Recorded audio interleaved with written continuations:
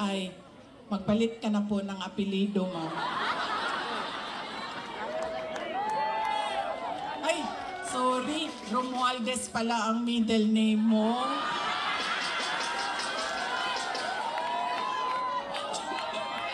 Mabait to. Sabi ko nga, matino na tao, si Senator Amy Marcos.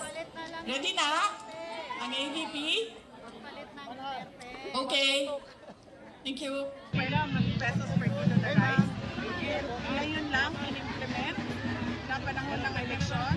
It's, sabi ko nga, too little too late to comply with the campaign promise ngayon. At para lang din sa isang pagdarating na eleksyon sa lugar, Visayas, kung saan mahina ang numero ng mga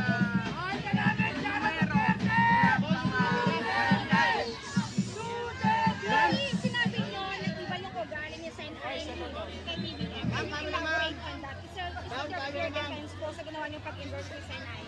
Oo. Kilala ko si Senator Amy since 2012, no? Kilala ko si BBM since 2022 sa kampanya.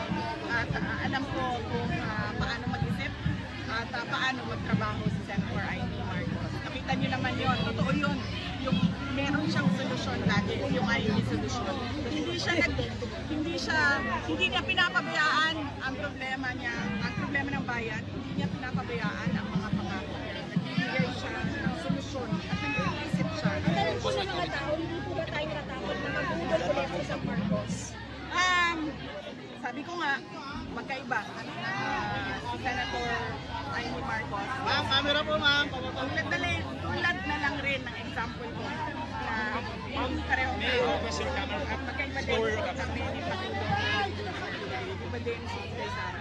Ma'am, yung sa silang po ng Office of the Vice President, parang medyo natuwa tayong mga tao nung nabanggit nyo na palitan natin yung Office of the Vice President, the Office of the President. Ma'am, are you more sure now to run for President in 2028? Siguro, kilala na ako ng mga tao ngayon, no?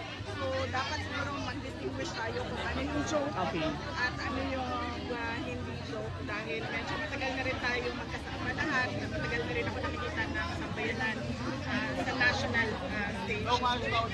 Naiintindihan na nila kung ano yung joke at hindi joke. VP, preparations po for impeachment. Preparations for impeachment? Recently had meeting with the legal team and we were discussing each article of impeachment and discussing the defenses and preparing witnesses according to